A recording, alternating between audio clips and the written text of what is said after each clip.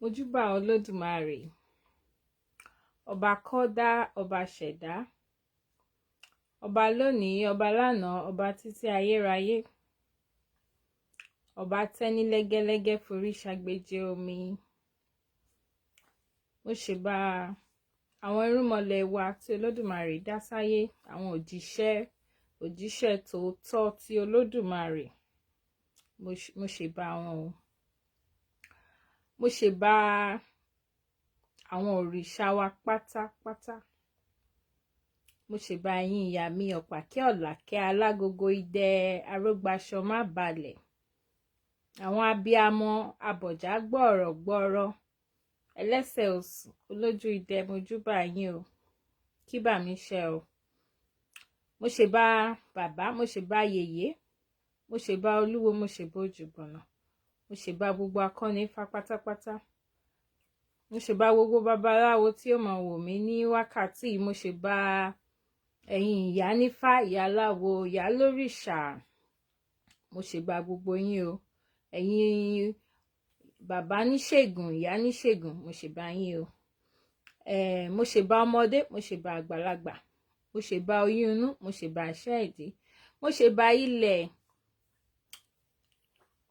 afọkọyẹrí alápòre tí ọmọ aráyé ń pè ní alápòkà. Mo ṣèbà o. Mo ṣèbà yín tẹ́ máa wò mí sìn àtẹ̀yin tẹ́ ẹ wò mí lẹ́yìn ètò yìí. Mo kí gbogbo yín o, ẹ káàbọ̀ o.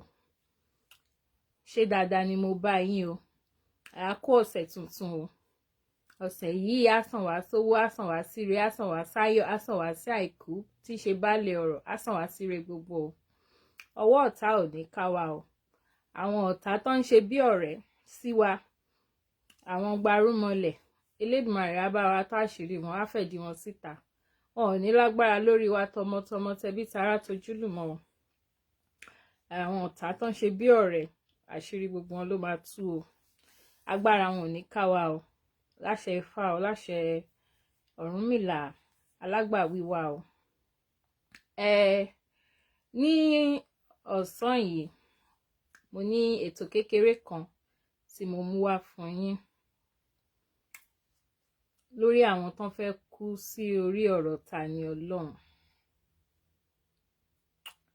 Alfulaniy come over here. Jẹ́ n sọ bọ́ tí mo ń sọ. Mi ti ẹ̀ fi mo sì máa edit topic mi Dr. blogger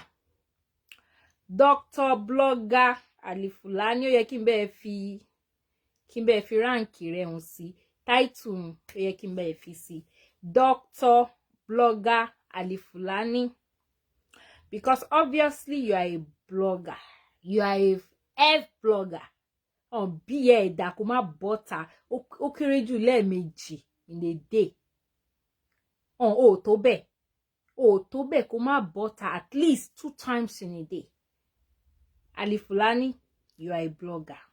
So bó dà pé doctorate degree mo máa gbọ́ tó máa ń pè m doctor Alfulaniy. Mo rò lórí kí ló jẹ́ doctor. Mo rò pé okay, bóyá o lọ sí Saudi o lọ kọ́ Arabic, because wọ́n máa ń lọ kọ́ Arabic, wọ́n máa dá ní àwọn doctor. Ẹ jọ̀ọ́, ẹ bá mi share show yìí. Mo fi Elédùmarè bẹ̀ yín, ẹ bá mi share, jẹ́ kó kan Dr. blogger ajíago Rolex, ají 10K l'Amẹ́ríkà. Ẹ bá mi share, jẹ́ kó kàn wọ́n lára. Wọ́n fẹ́ kú sórí ọ̀rọ̀ Tani Ọlọ́run. Tẹ́ ẹ bá dẹ̀ fẹ́ kú, ẹ kú náà nígbẹ̀yìn. Tó bá yẹ pé ẹ fẹ́ kú torí ọ̀rọ̀ Tani Ọlọ́run, ẹ go ahead láti kú. Ẹ bá mi share, ẹ jẹ́ kó kàn àwọn àtàwọn ará Ìlọrin wọn lára. Ṣé rí orin tí mo kọ tó jẹ́ tí mo kọ, orin yẹn màá fi títí tí màá fẹ́ mọ̀ pé mo sọ fún yín pé mo fẹ́ ṣe album lórí ẹ̀. Kí n kọ́kọ́ release another single. Tí bá ti wá release another single, àṣẹ wá ṣe album. So ẹ mọ̀ pé mo sọ bẹ́ẹ̀, but kí tó ṣe anytime bá ti ń ṣètò mi, òun ni màá fi wọlé. So ẹ jẹ́ ká fi orin yẹ wọlé. Because mo rí pé àwọn kan wá sọ́ndà comment section mi tó jẹ́ pé ọmọ Ìlọrin ni wọ́n dẹ̀ confirm nǹkan tí mò ń sọ. Wọ́n confirm. Thank you so much. Thank you. I might be no married that because mo secret come. I use glasses. Mo man look glasses, but mo ba glasses mi mo ba ja. Mi fẹ́ máa lò whenever I'm not reading. So torí ẹ̀gbà mi tí bá sọ̀rọ̀ tí bá ṣe báyìí. Ẹ má bínú glasses mi tí mi ò wọ̀ ni. But I think I have to go back to my glasses actually. Torí mo ti ṣe agídí tó. Ẹ ṣé ẹ̀yin bàbá mi, ẹ̀yin ìyá mi. I love you guys. Thank you so much for your support. Thank you for always sharing my show. Thank you so much. Mo rí pé mo ní àwọn intelligent people nínú circle yìí, and I really appreciate everybody. Ẹ̀yin aunty mi, ẹ̀yin uncle mi, ẹ ṣé gan. Ẹ jọ̀ọ́ ẹ bá mi share ẹ jẹ́ kó kan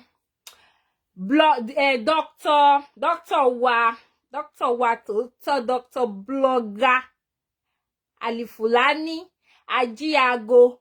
Èmi kọ́ mo sọ bẹ́ẹ̀ o. Ẹ mọ̀ pé mi máa ń work with evidence. Èmi kọ́ mo sọ bẹ́ẹ̀ o. Gẹ́gẹ́ bí Tani Olohun ṣe máa ń work with evidence o. Tani Olohun máa ń work with tí Tani Olohun bá fẹ́ sọ á gbé fídíò jáde o. So àwọn wèrè mi mọ̀ kọ́ tó ń ṣe wọ́n o. Doctor blogger Alfulaniy aka lórí irọ́ Ajiago Rolex ní Amẹ́ríkà, ají $10,000 ní Amẹ́ríkà. Ẹ bá mi sí ẹ̀sọ́ ìyẹ́jẹ́ kan lára. Fún gbogbo ẹ̀yin ọmọ Ìlọrin tẹ́ jẹ́ alákatakítí torí mi mọ̀ pé àwọn Christian wà Ìlọrin. Èmi ò ṣe Christian o, mi dẹ̀ support Christian. Ẹ má misunderstand mi o. Mi ò support ẹ̀sìn àjòjì. But mo love gbogbo yín gẹ́gẹ́ bí ọmọ káàárọ̀ oòjíire. I love you because I was once in those religions. So ó lè dọ̀la kẹ́yìn náà change mine. I understand. And I'm not begging or pleading that you should leave your Christianity or your Islam to come and join Ìṣẹ̀ṣe. No. I am here to educate. So you yourself will judge. Tẹ́ bá wo most of our show mi máa sọ fún mi àní ó yá o. Báyìí ló ṣe rí o, báyìí ló ṣe rí ẹ̀yin fúnra yín o, ẹ wá judge o. That is what I am here to do. Àmọ́ dẹ̀ ráwọn tó wà reasonable, àwọn intelligent ones láàrin wọn. Tó jẹ́ pé wọ́n wá sunday comment wọ́n dẹ̀ sọ pé sister ó tọ́ lẹ sọ nǹkan kan báyẹn. Bọ́ àwọn wèrè tí ọpọlọ wọn ti block pẹ̀lú ẹ̀sìn wèrè tí wọ́n gbé sórí, wọ́n wá síbẹ̀, wọ́n wá ń ṣe èpè fúnra wọn. Wọ́n ń ṣe èpè fún ọmọ wọn. Wọ́n ń ṣépè fún gbogbo family wọn àti ìrandíran wọn. Mo wá fi àsìkò yìí mo wá fi ń sọ fún yín pé èmi ò ní ẹ mọ́ ṣépè. Èmi ò ní ẹ mọ́ ṣépè o, kẹ́ gbọ́ mi dáadáa. Go ahead, ẹ feel free. Ṣùgbọ́n èpè tẹ́ ẹ bá lè fi orí yín gbé. Tẹ́ ẹ mọ̀ pé ọmọ yín lè accommodate. Tẹ́ ẹ mọ̀ pé bàbá ńlá kú bàbá yín ìrandíran yín lè accommodate, òun ni kẹ́ máa ṣẹ́. Torí wọ́n ní àrígiṣẹ́gi orí ara ẹ̀ ni ó fi gbé o. Wọ́n ní bébúrẹ́ bá bojú wẹ̀yìn báyìí á fi èpè félépè ni. Wọ́n dẹ̀ ní ọwọ́ kọ́wọ́ tí ọ̀gẹ̀dẹ̀ bá gbé báyìí ara ẹ̀ ní fi ń nà. So ẹni èpè tẹ́ ẹ bá ti ṣẹ́ ẹ mọ̀ ronú báwọn because you go back is to the sender ni. Láṣẹ Ifá, láṣẹ Olódùmarè, láṣẹ àwọn tó ní ilé ayé. You are free to come here and abuse me. Èmi ò mind. Is there stupid? Ọ̀rọ̀ ṣe rí. Àwọn kan tẹ̀ fi irun funfun bú mi. Ẹ wo irun funfun mi. My beautiful grey hair. Wọ́n tún fi bú mi. Ó ní orí ọmọ kékeré rẹ̀. Ó tún ní irun funfun. Ẹ mọ̀ pé mi àti yín ò ṣẹgbẹ́. You don't know I'm not your mate. You think it's about age? Mo mọ̀ pé a lot of you, no, because my low profile man pé ọmọ kékeré lele I don't even ní yo ete tó last born tó jẹ́ àbúrò mi. So if you see most of those people I don't respond to them. But àyín tẹ́ jẹ́ àgbàlagbà tí ó possible kẹ́ jù mí lọ. Èmi àti yín ò ń ṣe ẹgbẹ́ when it comes to this. Torí èmi mi ò jẹ́ kí religion wèrè tán gbé wá fún yín yẹ kó block ọpọlọ tèmi. Ṣé understand? Èmi máa ń jókòó, mo máa ń ronú fúnra mi, mi ń jẹ́ káwọn èèyàn ronú fún mi. Ṣó ti yé yín? Bó ṣe rí nìyẹn. Gẹ́gẹ́ bí mo ṣe ń sọ lọ, Alfulaniy, Dr. blogger Alfulaniy aka lórí irọ́ aka Ajiago Rolex aka ají $10,000. Èmi kàn mo sọ bẹ́ẹ̀ o. ẹ má wá mú mi o fún allegation of defamation of character o. Ẹ lọ mú Saidi Shittu. Tẹ́ lè mú Saidi Shittu gan because lórí ètò ènìyàn kan ló pè. So ẹ wá lọ mú èèyàn tó pè yẹ. Èèyàn tó pè lórí ètò Saidi Shittu yẹ. Òun lẹ máa lọ mú. Ṣó ti yé yín? Èèyàn tó pè lórí ètò Saidi Shittu tó tú àṣírí yẹ. Ẹni yẹn lẹ máa lọ mú. Lẹ máa wá sue fún defamation of character. Because èyí tẹ́ ṣe fún Tani Olohun ò lè work in my own case. Number one. Nínú fídíò wọn tẹ́ sọ pé ẹ lè wá sí America mọ́. Torí ẹ ti jí aago, ẹ dẹ̀ ti jí 10,000. Wọ́n lè wá sí America mọ́. So èmi ò mọ̀ bẹ́ẹ̀ tí wá sue mi fún defam. Bẹ́ẹ̀ bá fẹ́ rányàn wá representative, ẹ lè mọ ọ̀ràn bọ̀. Èmi kọ́ ẹ tún gbọ́ lẹ́ẹ̀kan kó bá dàbí ẹni pé mo parọ́ o. Èmi ò ń parọ́ o, evidence wà o. Ọ̀rọ̀ máa sọ̀rọ̀ ẹ̀. Ìkíní lórí olórí burúkú tó ń pè ọ̀pọ̀lọpọ̀ yẹn. Kẹ́rí ọ̀pọ̀lọpọ̀ yẹn. Ẹ má bínú. Mo ṣe pé máa kọ́ ṣe tó bá gbé ẹjọ́ wèrè yẹn débi. Ẹ má gbé ẹjọ́ débi. Yes, ẹjọ́ yẹn kọ́ la fẹ́. Ẹ má sọ̀rọ̀ ẹ̀ bí. Ẹ má sọ̀rọ̀ yún bí. Ẹ má sọ̀rọ̀ àwọn wèrè yẹn bí. Ẹ má sọ yún bí. Ẹ bá sọ ti Dr. Blogger Alfulaniy bí wọ́n ṣe jí aago. Alright. Okay, mi ní dárúkọ wọn. Ó lọ sí Amẹ́ríkà lọ́dọ̀ ọ̀rẹ́ mi, Alfulaniy tó jí 10,000. Tó jí 10,000 pounds. Tó jí 10,000 dollar. Ta ló jí owó? Èyí tó ní má dárúkọ yìí náà ni. Ẹlẹ́kọ̀ọ́ yìí náà ni Alfulaniy mi.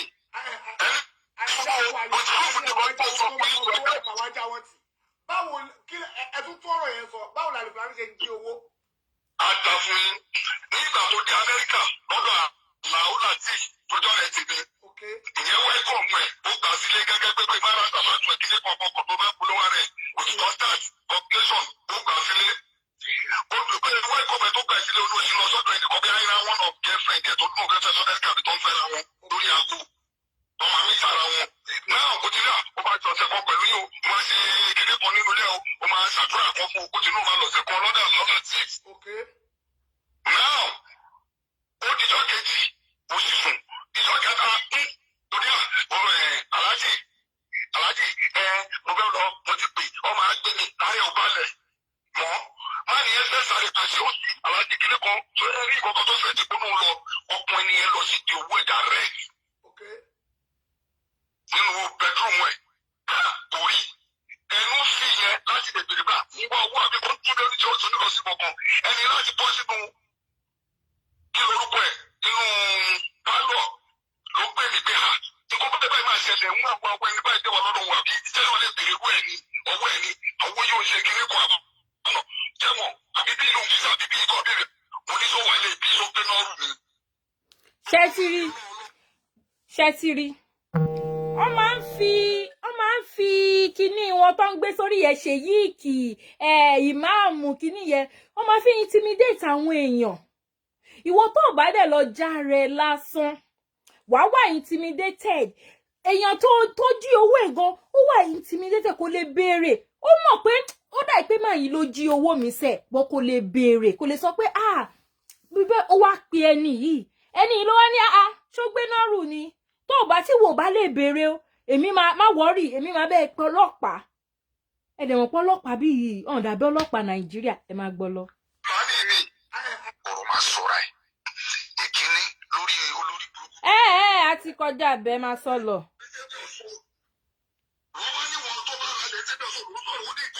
Ẹni sùúrù.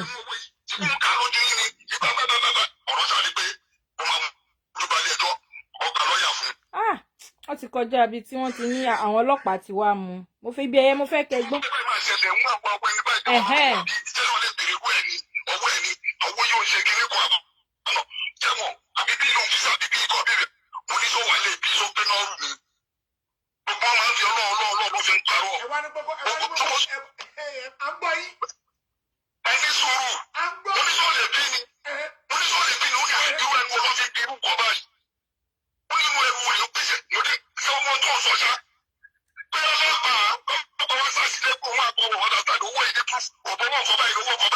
tàjọ ó dé àì ọlọ́pàá dé ọkẹ́ everybody nínú ilé ó ń kọ́ ọmọ ọlọ́pàá Alfulani ó bá tọ́ kájà ilé tètè tó bá tó bẹ́ẹ̀ ti bọ́ ti sọ yìí máa ti sọ ọ́dà tó lọ́lẹ́sì tó tún. ó ní ẹbọ ọ̀tà kẹwàádìí bọ́ǹkì owó tẹ́ jí 10,000 naira l'Amẹ́ríkà. ìjì tó lè fi dé Amẹ́ríkà wọ̀ ọ̀sọ̀ jáde. à ń gbọ́. náà ìgbà táwọn ọlọ́pàá dé òun náà ṣọ́ọ̀kì yẹn náà kí wọn kí yẹn tí wọ́n bọ́ ti pè pé bábábábábábábá ọdẹ lókè wọn ò lọ bá àlejò wọn wo nílé bá báwo lè ṣe pé ọwọ́ gbogbo nílẹ̀ wo wíńdò ọwọ́ ẹ̀dùnkẹ́ ọbẹ̀ sí tó bá gàlá yìí ọba 10,000 kì í ṣí bẹ́ẹ̀. nínú báàgì Alfulani. You yard àbí you no yard? Ṣé you yard? Ẹjọ́ tẹ́ ẹ bá yard ẹ kọ́kọ́ we yard ẹ kọ sínú comment section. Wọ́n bá $10,000 kò ń ṣe 10,000 naira o $10,000 nínú báàgì Ṣèyí Kìyín nínú báàgì Dr. Blogger Alfulani lórí irọ́ aka ají $10,000. àníwò ìdúró ìṣẹ̀lẹ̀ ṣé wọn gbọ́ ẹ kókó wọn bẹ̀rẹ̀ fún ìdílé máa ní ti tú fún mi sọ́dà kí ṣe pé ká máa parọ́ mọ́ yàn torí bí tí ilé ẹ̀dá ó sì ọlọ́run wá bẹ̀. ẹ̀mí sùn ọba 10,000 bẹ́ẹ̀ jẹ́rẹ́ wọn tó wá gbé tó ń pè àwọn méjì tó ń ti pè tó fẹ́ wá gbé kúrò ní pè yẹn nítorí iṣẹ́ tó ti ṣe tó ti pè náà ẹ̀hún àbí báyìí kọ́ wá gbòmí báyìí kọ́ wá ṣe kíní kọ̀ọ̀kan báyìí ó fi jẹ́ kó àwọn ẹlẹ́ni tán àwọn ẹlẹ́ni tán. máta ìwà wà lẹ́gbàá tó bá oníṣẹ́ èṣù ni ó bẹ̀rẹ̀ sí bẹ̀rẹ̀ lọ́dún. Ṣé ẹ ti rí wá níṣẹ́ èṣù bàbá tiwa irúnmọlẹ̀ tiwa ancestor tiwa ni wọ́n mọ̀ pàrọ̀ mọ́ instead of kókò lọ́rọ̀ sọ pé iṣẹ́ shaitan àbí iṣẹ́ sátánì àbí ó wá níṣẹ́ èṣù ni. Ẹ wò ó tó bá ní kẹwo bó tẹ́kẹ́ pé bó ṣe ń rí wá bó ṣe ń rí ni o. Ṣé èṣù ló sọ fún ẹ pé kó lọ ti owó ẹ bọ inú owó olówó kó lọ sínú rúùmù kó lọ jí 10,000 Alfulani ó wá parọ́ wá níṣẹ́ èṣù. Orí èṣù ló mú ẹ because èṣù jókòó jẹ́jẹ́ ìwọ ló wá tí wá ń parọ́ méṣù ó parọ́ mọ́ bàbá tiwa èṣù. Ẹ máa gbọ́. ọwọ́ tó mú ilé bọ̀dá á kọ nígbà wo lẹ mú owó yìí ṣe fún ká lójú yín ní ibà bàbà ọ̀rọ̀ sáré pé ó máa ló bá lé ẹjọ́ ọgbà lọ́ọ̀yà fún lẹ́yìn ọgbà bá lọ́ọ̀yà fún ó ti kúrò lọ́dọ̀ ẹni yẹn ọ̀rọ̀ ti kúrò bẹ́ẹ̀ fáì báyìí tí tíkẹ́tì lórí ìbòyà sọ sí náírà bí ọkọ̀ dìde tiẹ̀ wọlé ẹgbẹ́ àwọn. Ṣé ti gbọ́ wọ́n ní bó ṣe ń tírìtì kéèsì ìlú òyìnbó ó yàtọ̀ sí Nàìjíríà wọn kàn lè ṣàdédé tì ẹ́ mọ́lé anyhow. Bó ṣe yẹ kó rí everywhere nìyẹn Nàìjíríà kàn jẹ́ ìlú tí wọn kì í abide by òfin ni kí ni ta ni Ọlọ́run ṣe ẹ fún ní opportunity láti bá lọ́ọ̀yà ẹ̀ sọ̀rọ̀ ẹ lọ gbé ní Ìbàdàn ẹ gbé lọ sí Ìlọrin lálẹ́ the next thing ẹ gbé lọ court the next thing ẹ gbé lọ remand níbi báyìí tẹ́ bá ní any issue tẹ́ bá dé court àwọn court ló máa sọ fún yín pé tẹ́ bá ní lọ́ọ̀yà ẹ jẹ́ káwọn ọmọ ìjọba máa fún yín ní lọ́ọ̀yà kódà kẹ́ sọ fún wọn ní court pé ẹ fẹ́ lọ́ọ̀yà pé ẹ̀yin lẹ fẹ́ represent ara yín wọ́n máa tún try several times láti convince yín pé kẹ́ gba lọ́ọ̀yà because wọ́n mọ̀ pé tí lọ́ọ̀yà bá represent yín ó máa wà more professional ju bẹ́yìn ṣe máa represent ara yín lọ ṣó ti yé yín but in case of Tani Olohun ó wá máa ń burúkú yìí máa ní Alfulani yìí doctor ẹ má bínú pé mi fi doctor sí ẹ má bínú doctor Blogger Alfulani aka lórí irọ́ aka ají ago aka ají $10,000 ó wá lọ gbé charge and pay lọ́ọ̀yà kan wá sórí iṣu ẹ̀ máa play fún yín ó wá ń béèrè nonsense question lọ́wọ́ ẹ̀ lórí bail conditions tí wọ́n fún Tani Olohun ẹ máa gbọ́ lọ ẹ máa bá mi ká lọ. ọ̀rọ̀ wà bẹ́ẹ̀ mi ì lè parọ́ fún yín nígbà tó lọ sílé ọ̀dọ̀ ẹ̀rọ tó lọ ọ̀nà kí olùdúmọ̀rú rẹ̀ yẹn ló bá dé Nàìjíríà lọ́ọ̀yà wá yọjú. bá wọn ṣe ń ta gbígbì. ẹni sùúrù àti ìdàpọ̀. ẹ má bínú Saheed Shittu ó ti fẹ́ jẹ́ kí Saheed Shittu bínú o. ẹ sọ wípé nígbà tí ó lọ kóòtù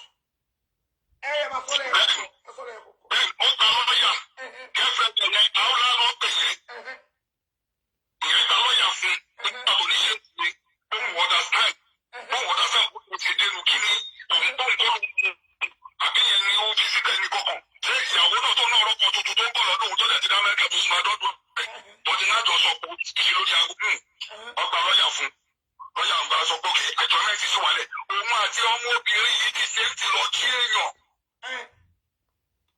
ọdún kúrò lọ́dọ̀ àwọn àmọ́ láti fún ọ̀rọ̀ sì tutù lẹ́ o ibẹ̀ lọ rólẹ̀sì tún mí. wọ́n tún jọ lọ kí ọmọbìnrin yẹn mú àlìfọ́. ó mú lọ kí ọ̀kadà ti ti dé o ilé kan kìnìkan rólẹ̀sì mí. báwo rólẹ̀sì ṣe mí sí ni pé orí ó fi sọ́wọ́ wọ́n ní kó fi sọ́wọ́ ìyàwó kọ̀ọ̀kan bá kan ó fi yí. ó lè filẹ̀ wọ́n tún sọ̀rọ̀ kórí ọ̀rọ̀ sọ̀rọ̀ ojú ọ̀rẹ́ ti sọ́wọ́ o ó lè filẹ̀ padà everybody ní bá a pé ìtàṣe kìnìkan ọ̀nà tó lọ́wọ́ ìgbòtì. wọ́n tún jí aago. Dr. Blogger Alfulaniy wọ́n tún jí aago Rolex. ẹsẹ̀ á ní ojú kòkòrò báwọn ẹsẹ̀ á ní ojú kòkòrò bíi báwọn ṣé ẹ wà contented pẹ̀lú nǹkan tẹ́ ẹ ní ni àbí bó wà ní kátẹ̀lẹ́ jí 10,000 àmọ̀ pé owó ràn mọ́ yín lójú àmọ̀ pé ó lè ní yín lórí owó tiẹ̀ because torí ẹ̀ lẹ ṣe máa ń gbá àwọn èèyàn tẹ máa ń pè lórí fóònù lórí social media afẹ́ bí afẹ́ kọ́ mọ́sálásí ẹlẹ́pà kan síbì kan o afẹ́ ṣe gbá o kíní kan o ẹ wá gba 100,000 lọ́wọ́ èèyàn kan ẹ wá fún èèyàn méjì ní 10,000 give away àbí bẹ́ẹ̀ kọ́ lẹ ṣe ń ṣe ẹ wá kó yòókù sápò tí ẹ rò pé àmọ́dán bẹ ṣe gbogbo dán tẹ̀ ń ṣe ẹ wá ń ṣe bíi wípé saint nìyí ẹ wá sórí social media ẹ wá fi pé ẹ lè bá yé ẹlòmíì jẹ ẹ wá jókòó báyìí ẹ wá ranjú bí ẹni tó wà lórí WC tó ń ranjú ẹ wá ranjú lórí ọ̀rọ̀ Tani Olohun ṣe fẹ́ kú sórí ọ̀rọ̀ Tani Olohun ni ẹ fẹ́ kú sórí ẹ̀ ẹ continue ẹ̀yin nìyẹn Ọlọ́run nìyẹn máa play àwọn ètò tó show tó ṣe lórí ọ̀rọ̀ Tani Olohun máa play fún yín bọ́ kí n tó sọ̀rọ̀ ẹ rántí pé last time kó tó lọ sí court kó tó lọ sọ̀rọ̀ nípa kó tó lọ ṣe ẹjọ́ tó ṣe recently yìí ẹ rántí pé mo jáde mo sọ̀rọ̀ pé since tí lọ́ọ̀yà àwọn olóṣùkà àtàlákatakítí Ìlọrin tó ti sọ fún wa officially pé àwọn jọ́ọ̀jì náà wọ́n máa ń wà lórí social media mo bá ní ó dáa òkè kí kúkú fi opportunity yẹ òkè mi náà fi àdírẹ́sì àwọn jọ́ọ̀jì o ṣóyè yín because níbí báyìí which I believe ó happen ní Nàìjíríà náà tí jọ́ọ̀jì bá dájọ́ tí kò bá tẹ́ aráàlú lọ́rùn àbí táwọn aráàlú bá rí wípé kọ́lọ́fín kan wà ń bẹ̀ àwọn aráàlú náà ní right láti sọ jáde pé my lord yo láì bú wọn àbá bú wọn dà my lord yo níbí báyìí your honor la máa ń pè wọ́n my lord o ẹjọ́ tẹ́ ẹ dá yìí oníbàkan nú ìsídà kó jẹ́ wípé conflict of interest ti wọ̀ or abuse of power ṣó ti yé yín àwọn aráàlú ní àwọn náà ní right to their own opinion you cannot say because you are a judge then anything tó bá ti sọ kó dákẹ́ no ṣebí democracy lẹ pé Nàìjíríà ní government tí operate in Nigeria democracy the government of the people by the people shani so the people too should be able to talk. The people should be able to say their opinion. You don't have the right to shut people's mouths when they are not contented with whatever judgment you have given. Mo mọ̀ pé àwọn judge yẹn mọ̀ mo dẹ̀ mọ̀ pé àwọn judge ò lè sọ bẹ́ẹ̀ mo trust wọn. Àwọn judge ò lè sọ pé kẹ́ ẹ má sọ̀rọ̀ táwọn bá dájọ́.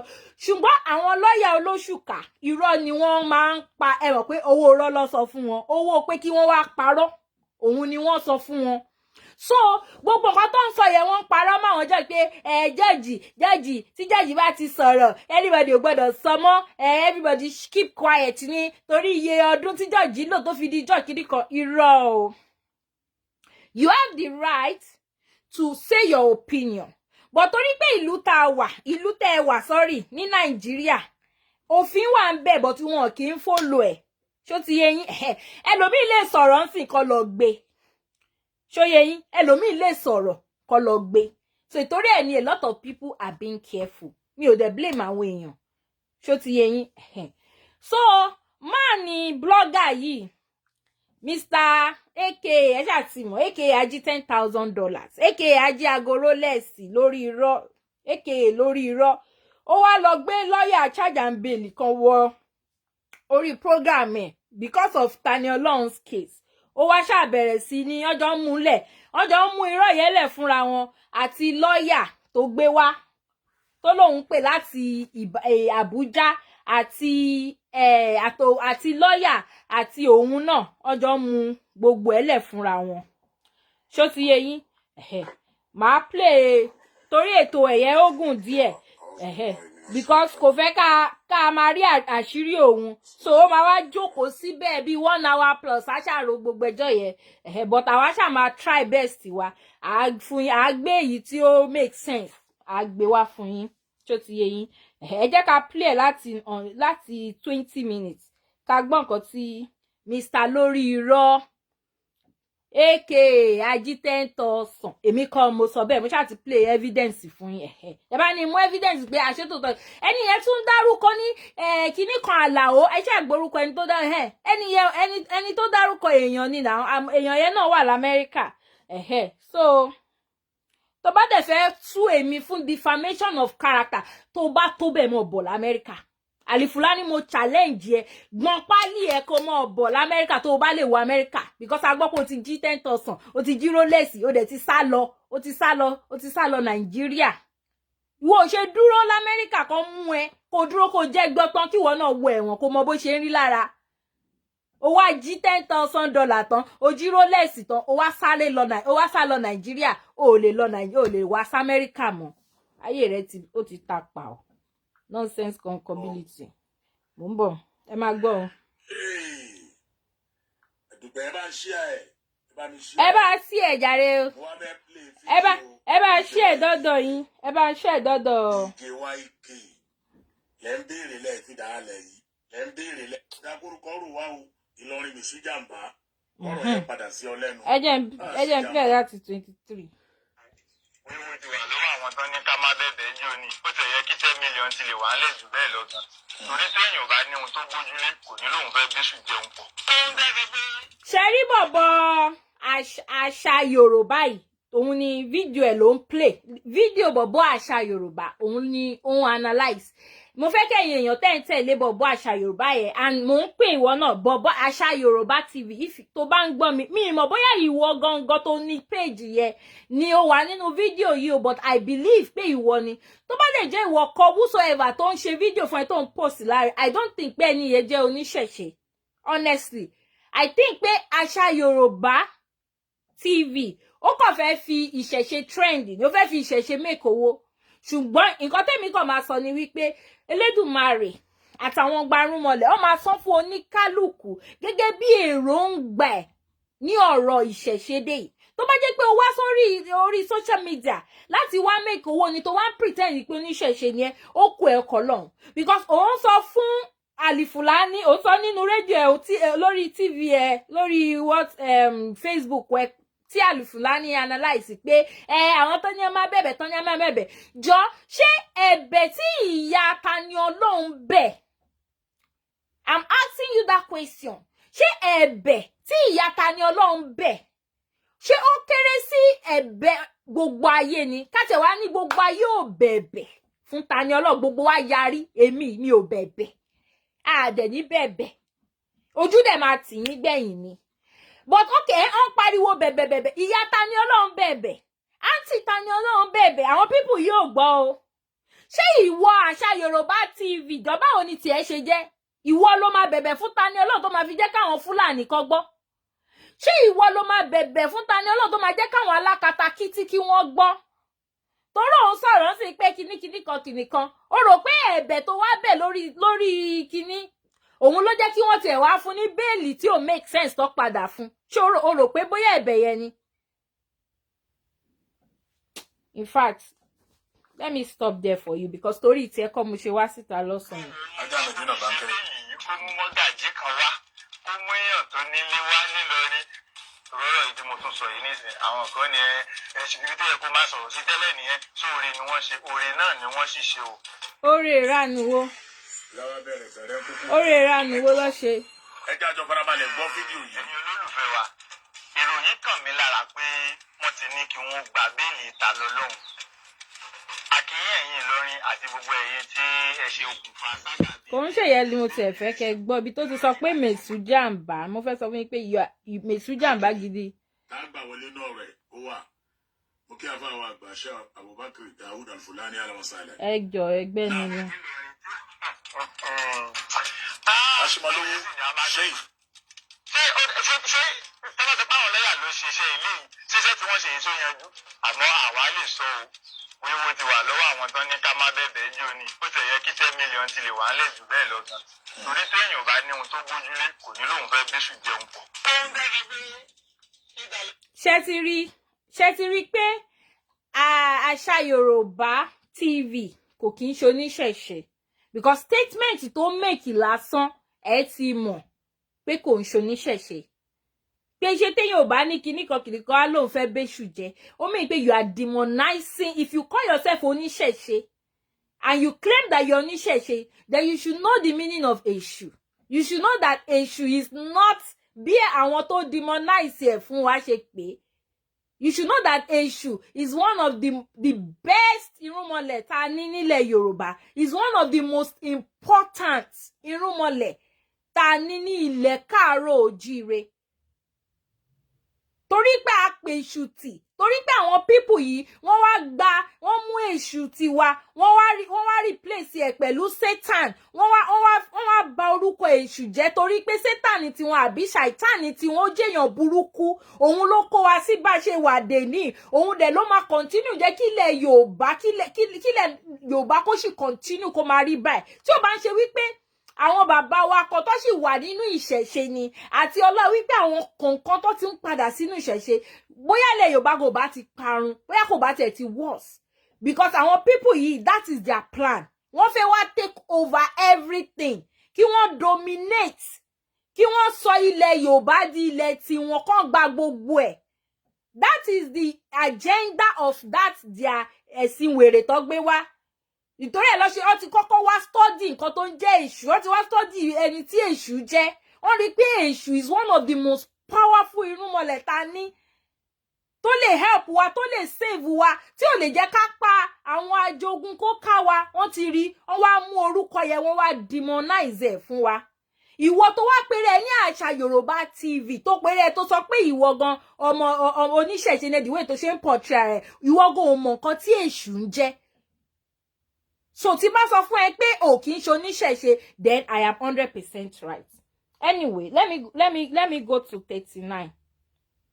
Torí mi ò fẹ́ fi bẹ́ẹ̀ pẹ́ lọ títí lórí ètò yìí. Mo wà lórí 39 báyìí. That is not democracy, Imam Shikina Yusuf.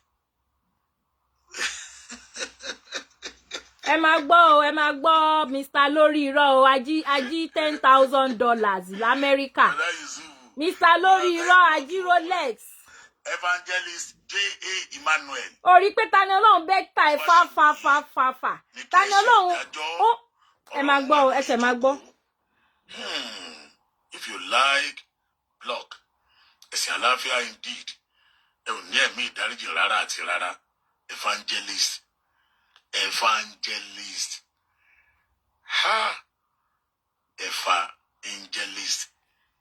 Ẹjọ́ ẹ̀yin èèyàn. Everybody in the doctor ṣe ń pe evangelist. Mi ò bú o because òyìnbó ò kì í ṣe èdè ẹ̀. Ṣé understand? So bí irú èmi ń sìn. Mo ti wà ń bíbá ó tó jọ́ mẹ́ta. Mi ò dẹ̀ wà mi ready láti change accent mi sí accent wọ́n bì. She understand? Tí n bá ń bá àwọn ará bí sọ̀rọ̀, màá try as much as possible, màá change ohùn mi sí accent mi sí kó bá lè gbọ́ nǹkan tí mò ń sọ ni kò ń ṣe for anything. Tí èyí tí bá dẹ̀ rí pé ó gbọ́ nǹkan tí mò ń sọ mi ní láti jẹ́. Tí bá sọ̀rọ̀ gan àwọn fúnra wọn ló máa bẹ̀ are you from Africa kíríkọ are you from Nigeria kíríkọ ti mọ̀. But mo fẹ́ mú nǹkan kan jáde fún yín nínú man yìí. Mi mọ bí tó ti gba doctorate degree wọn o. But mo wá rí kódà pé nínú blogging doctorate degree in blogging lọ́gbà ẹ máa wo ẹ máa gbọ́ o. Àbáyọ ìyẹn kúrò tó bẹ̀rẹ̀ kí ni ó fún wa. Evangelist ló porúkọ ara rẹ̀, Evangelist J.A. Emmanuel. Tábà yọ yìí tó bẹ̀rẹ̀ rẹ̀ yẹn, tábà yọ kúrò kí ni ó fún wa. A fún wa ní evangelist. Ṣé ti gbọ́? Ẹ ti gbọ́ odindi doctor. Ó pè rẹ̀ ní doctor. Kì í ṣe doctor alábẹ́rẹ́ ò fẹ́yìn tẹ́ understand. Ẹni tó lóun jẹ́ òun ní doctorate degree. Èmi tí ẹ mọ school tó ń fún wọn. Bóyá ní Saudi Arabia. Bóyá ibẹ̀ ló ti fún máa yín ní doctorate degree. Ó ní èèyàn kan wá sórí iṣu ẹ̀. Èèyàn yẹn wá ń sọ fún pé ẹ̀sìn yìí ẹ̀sìn àlàáfíà ní tòótọ́. Dẹ̀ fi ìjà fọ́lọ́njà lè fi ìjà fọ́lọ́njà. Èmi gan I see pé ẹ̀sìn àlàáfíà ni indeed. Ṣóyé yín. So ó wá ń dárúkọ ẹni yẹn. So ẹni yẹn before orúkọ ẹni yẹn jẹ́ evangelist kìíní kan. Ó wá ní just sharing nǹkan tó ṣe yìí. The only mission tó ní ni pé ó fẹ́ bà Ifá jẹ́. Torí pé ó fẹ́ bà Ifá, ó fẹ́ bà jẹ́. Òun ló ṣe nǹkan tó ṣe yìí o. So ó wá sọ pé tó bá yọ kúrò nínú evangelist lẹ́nu títí ẹ̀ lọ́wọ́ ó pè ní evangelist but I don't care, that is his own accent. Ṣé understand? Ó ní evangelist tí wọ́n bá yọ kúrò nínú evangelist pé kí ló kù? Ó ní ó kù evangelist.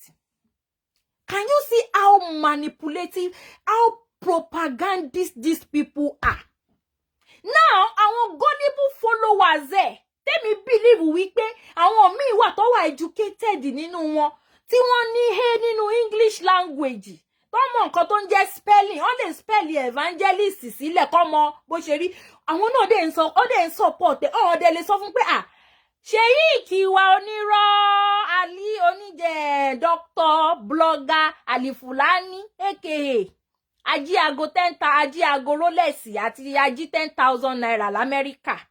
Sheikh wa mọ̀ wípé evangelist kò kí ń ṣe tá bá yọ kúrò ńbẹ̀ ayílókàn wọ́n lè sọ fún bẹ́ẹ̀ wọ́n dẹ̀ tún hèlì ké má wo mo sọ tí bá ń sọ fún yín wípé when it comes to religion ṣe reprove nsìn I always say pé when it comes to religion especially àwọn ẹ̀sìn wèrè ẹ̀sìn alákatakítí yìí tó bá ti come to no matter how intelligent they are ọpọlọ wọn máa switch. They will not be able to reason anymore. Gbogbo ẹni tó ń tẹ rẹ́ẹ̀dì lórí ètò yìí láṣẹ fáláṣẹ ìṣù ọ̀dàrà báyé yín ṣe máa rẹ́ẹ̀dì nìyẹn. Gbogbo ẹni tó ń tẹ rẹ́ẹ̀dì lórí ètò mi gbogbo nílé ayé yín ẹ̀ tún fi ọwọ́ yín ṣe nǹkan rẹ̀ mọ́ láṣẹ fáláṣẹ Olódùmarè. Àdàbí tó bá jẹ́ pé mo wá sórí iṣọ́ Alfulani bó ṣe ń ṣe mo wá tẹ red. Tí mi ò bá ti wá sí orí iṣọ́ Alfulani wá tẹ red gbogbo ẹnikẹ́ni tó bá tẹ red lórí iṣọ́ mi ò ní fi ọwọ́ ẹ̀ ṣe nǹkan rẹ̀ mọ́sẹ̀ láṣẹ ìṣù ọ̀dàrà láṣẹ àwọn tẹ́lẹ̀dùmarè gbélé ayé lé lọ́wọ́ tó bá bí ìyá yín dẹ̀ tún tẹ red èpèlé tẹ́ ẹ fẹ́ gbà yẹn tẹ́ ẹ fẹ́ gbọ́ òótọ́ yẹn ẹ wò a ṣẹ̀ṣẹ̀ bẹ̀rẹ̀ tí n bá wá sórí iṣọ́ Alfulani èmi ò kì í tẹ red màá listen sí show ẹ̀ màá dẹ̀ wá sórí page mi màá wá analyze tí wọ́n bá ti gbọ́ show mi tán lọ sórí page títí ẹ kó lọ analyze nǹkan tí mo sọ ẹrú àlà ẹnikẹ́ni tí wọ́n bí nínú ènìyàn àbí tí wọ́n fi ọ̀bẹ gbé jáde nínú ènìyàn tó bá wá sórí show mi tó bá wá tẹ red láṣẹ àwọn tó ní ilé ayé láṣẹ Ifá láṣẹ Ọ̀rúnmìlà gbogbo ilé ayé màmá rẹ́ẹ̀dì ni ò ní fi ọwọ́ tó fi tẹ rẹ́ẹ̀dì yẹn ò ní fi gbé nǹkan ṣe mọ́ láṣẹ Ifá láṣẹ Olódùmarè mo mọ̀ pé ò ní wá sórí social media láti wá sọ fún wa pé ayé ẹ ti bàjẹ́ ṣùgbọ́n ayé ẹ máa bàjẹ́ ni ó ti rí bẹ́ẹ̀ dẹ̀ ló ṣe máa rí pẹ́ títọ́ bá balẹ̀ kò tún ní padà sẹ́nu mọ́ bó ṣe máa rí fún ẹnìyẹn àdàbí tó bá jẹ́ pé mo wá sórí iṣọ́ Alfulani mo wá tẹ rẹ́ẹ̀dì lókù tí mi bá fi lè wá sórí iṣọ́ Alfulani wá tẹ rẹ́ẹ̀dì bó ṣe máa rí fún wa àti gbogbo randírun ẹnìyẹn gbogbo wọn tó ń tẹ rẹ́ẹ̀dì ṣẹlẹ̀ ya wèrè ni mọ̀ pé torí ìwèrè ti lé torí ìwèrè ti ta la ṣe ní wèrè ti lé ẹ̀sìn wèrè tẹ́ ń ṣe ìyàwó ti ṣe rí inú mùsùlùmí ló bí èmi sí jàgídíjàgan ibẹ̀ ló bí mi sí, gbogbo àwọn family mi pátápátá inú ibẹ̀ ló bí wa sí. Àtúnṣe tá a tún continue pẹ̀lú ẹ̀sìn kiriyó. So gbogbo wèrè òṣì tẹ́ ń ṣe yìí kò jọ mí lójú. Ṣó ti ẹ̀yin wèrè yìí ẹ máa gbọ́ o. Àní ẹ ó dẹ̀ ló bóyá wá yìí ó lè ní church o ráyé ẹ lóde báyìí wọ́n dẹ̀ wá fẹ́rẹ̀ ẹsẹ̀ sí wá fẹ́rẹ̀ ẹsẹ̀ sí. ó wá sọ wípé tó bá yọ kúrò nínú evangelist ó ní pé evangelist ni. Jọ irú school wo ló lọ? Ṣé ní Ìlọrin yẹn náà ló ti lọ sí school? Alfulaniy mo bá ṣe ń spell evangelist ẹjọ́ ẹ bá ń spell evangelist fún máa ní ají $10,000 $10,000 yìí. Ẹ bá ń spell evangelist kẹ́ wá rọra yọ kúrò ní ẹ̀yìn evangelist káwò bóyá evangelist ló kù. But torí pé o fẹ́ bà orúkọ Ifá jẹ́, o fẹ́ bà ṣe which is tó ti jẹ́ ìṣe yín. Ìṣe yín ni pé kẹ́ máa bà Ifá jẹ́. Mo ti sọ fún yín pé ẹ lè tà. Tẹ́ ẹ bá dárúkọ ìṣẹ̀ṣe àbí tẹ́ ẹ bá pè ìṣẹ̀ṣe kò sí bẹ́ẹ̀ ṣe lè fẹ́ tà. Ìtorí ẹ̀ ni ẹ sì máa dárúkọ. Ẹ máa tẹ rẹ́ẹ̀dì lọ, ayé yín máa rẹ́ẹ̀dì ni. Ẹ fọwọ́ yín gbé nǹkan re sí ṣe mọ́ láyé yín, gbogbo ẹ̀yin tẹ́ ń tẹ rẹ́ẹ̀dì pátá, gbogbo ẹ̀yin family Alfulaniy, gbogbo ẹ̀yin Fúlàní Ìlọrin, ẹ̀yin Fúlàní Ìlọrin, ẹ̀yin ẹrú àlà. Ayé yín máa rẹ́ẹ̀dì lọ ni. Bẹ́ẹ̀ ṣe ń tẹ̀yẹ, bẹ́ẹ̀ ni gbogbo ìgbésí ayé yín ṣe máa rẹ́ẹ̀dì. Ṣẹ́rí pé ní last time tán pín palliative fún yín ẹ̀yin ará Ìlọrin, odindi agboolé kan 1 bag of rice ló wá pín fún yín. Ojú ò tì yín. Àwọn wèrè tẹ́ ń tẹ̀lé gọ̀ǹgọ̀sù lọ́nà, àwọn ṣéwù wèrè tẹ́ ń tẹ̀lé kiri, wọ́n rí owó ṣe ẹjọ́, wọ́n rí owó gbé Tani Olohun lọ sí court, wọ́n wá fún odindi agboolé yín ní 1 bag of rice, gbogbo yín wá ń jubilate, ẹ wá ń yọ̀. Ẹ rí pé ayé yín ti ta pàù. Wọ́n parọ́ fún ìyá oníkùránì wọn tuntun tí wọ́n ní báwọn máa ṣe gbogbo ilé ayé fún ààrí. Ráìsì ṣọ́ọ̀bù oníráìsì la rí, àti rí ilé alájà, àti rí mọ́tò, àti rí gbogbo promises tó ṣe fún. Ibẹ̀ náà làwọn kan ti jáde pé àwọn táwọn ti ń rùn pa nínú ẹ̀sìn yín látijọ́ yìí o, àwọn táwọn ti ń rùn pa táwọn ti ń ṣẹ̀sí kiri nínú ẹ̀sìn yìí, ẹ̀rí táwọn ro. Ìyá oníkùránì tó dé lẹ sọ pé máa ṣe gbá fún, lẹ máa ṣàwo fún àwọn olòṣì. Wo bó ṣe ń tẹ rẹ́ẹ̀dì rẹ̀ láyé yín máa rẹ́ẹ̀dì pa ni. Ẹ máa gbọ́jà rẹ̀ ẹ̀yẹ èèyàn gidi. Ráyé ẹ báyìí lóde. Ìwọ ni kó ráyé ẹ lóde Alfulaniy. Wo ayé ẹ lóde, ó pèrè ẹ ní dókítọ̀. Ó ló lọ sí bóyá mi tí mọ̀ ṣá, bóyá Arabic school ló lọ. Because tí ò bá ń ṣe Arabic school ló lọ, ó ní sọ wípé evangelist tó bá yọ kúrò lẹ́yìn ẹ̀, evangelist ni the rest. Èèyàn jẹ́ evangelist, ó wá ní pé tó bá ti yọ kúrò ní ẹ̀yìn evangelist pé evangelist ló kàn, torí pé ó fẹ́ bà orúkọ Ifá jẹ́. Orúkọ Ifá ò dẹ̀ lè bàjẹ́ torí lójú tì. Gbogbo yín pátápátá lójú tì, dẹ̀ ní ọpọlọ, because tó bá jẹ́ pé ẹ ní ọpọlọ ni gbogbo àwọn wèrè tó ń tẹ̀lé yín lẹ́yìn mò ń sọ o. Àwọn tó ń ṣe ṣéyíkì anàkúnmọ̀ ńlá ìwèrè tó ń ṣe kiri tẹ̀lé yín lẹ́yìn, wọn ò ní ọpọlọ. Àti ọdún nàmínà tó ti ń káwọn bàbá ńlá kú bàbá yín ti ń gbàdúrà pé kọ́lọ́ ń paná Ẹdẹ́bọrẹ́. Ẹjọ́ iná Adébọrẹ́ wò ṣé iná yẹn ń jò sí ni àbò ń kú sí? Torí ní mo rántí ayé ìgbà yàwó ojú bí 10 years old lọ tá bá rìn kiri, tá bá rìn ní street, tó bá ń ṣe gbogbo nonsense program wọn tó máa ta tent tó máa pariwo tó ọlọ́mọ paná Adébọrẹ́, ọlọ́mọ paná Adébọrẹ́. Títí di ìsìn tí mo ti wà, that is about how many decades? Iná Adébọrẹ́ wá ń jò sí. Ẹ wá dúró àwọn èèyàn tó ń kúrò nínú ẹ̀sìn wèrè yín tí wọ́n ń bọ̀ wá sínú ìṣẹ̀ṣe. Iná Adébọrẹ́ ò wá parẹ́. Ẹ̀sìn ìsìlámù yín ló máa parẹ́ nílẹ̀ Yorùbá bẹ́ẹ̀ fẹ́ bẹ́ẹ̀ kọ̀. Torí ìsìlámù ò ń ṣe fún ilẹ̀ Yorùbá. Tẹ́ ẹ̀ bá ti lè polówó ọjà yín láì dárúkọ ìṣẹ̀ṣe, tẹ́ ẹ̀ bá ti lè ṣe polówó ìsìlámù yín láì dárúkọ ìṣẹ̀ṣe, ẹ̀sìn ìsìlámù yín ló máa parẹ́ bẹ́ẹ̀ fẹ́ bẹ́ẹ̀ kọ̀. Ó máa parẹ́ ni, ó máa parun nílẹ̀ Yorùbá. Ẹ free láti ṣẹ̀sìn yín, kò sẹ́nibọ̀dì tó mú yín dání. Ẹ lè ráwọn oníṣẹ̀ṣe kọ́ sọ fún yín pé kẹ́ má ṣẹ̀sìn. Wọ́n tún máa respect yín ni. ẹ fẹ́ ṣe jímọ̀ ẹ mú gbogbo àdúgbò ẹ blọ́ọ̀kì ẹ tẹ́ gbogbo wèrè sí ẹnu ọ̀nà ẹlẹ́yìn kírun àwọn èèyàn nílé kọjá wọn ò dẹ̀ tún dààmú yín wọ́n tún fi yín lẹ̀ bẹ́ẹ̀ kò dẹ̀ tún tẹ́ yín lọ́rùn ẹ wá ní pé ọlọ́run máa pa ní ẹlẹ́bọ rẹ iná kùránì yẹn lọ́lọ́run máa pa rẹ ṣètìrí báwọn èèyàn ṣe ń jáde ojú òtì yín àwọn èèyàn ń jáde lọ́tún lọ́sì wọ́n ń jó kùránì wèrè yín tẹ́ ń gbé kiri tí ì rí kankan ṣe bẹ́ẹ̀ lẹ́ mú Tani Olohun ni Tani Olohun 20 máa jáde Tani Olohun 2000 máa jáde ẹ̀yin wèrè tó jẹ́ wípé bẹ́ẹ̀ ṣe ń tẹ rẹ́ẹ̀dì yẹn báyìí ayé yín máa rẹ́ẹ̀dì pa ni tọmọtọmọ lẹ máa fi ọwọ́ yẹn lẹ ní fi ṣe nǹkan re ẹ máa tẹ rẹ́ẹ̀dì yẹn lọ ẹ̀yin wèrè. Subhanallah ara ń tà ń sọ rí o ara nǹkan tá à ń sọ rí o tẹ́lẹ̀ bá àwọn ẹgbẹ́ ìwà pàtàkì àwọn Christian ìwọ evangelist sọ̀rọ̀ ayé ẹ̀ lóde báyìí Subhanallah Ọlọ́run ṣe dáhùn èèyàn ní ìyàn ránran báyìí.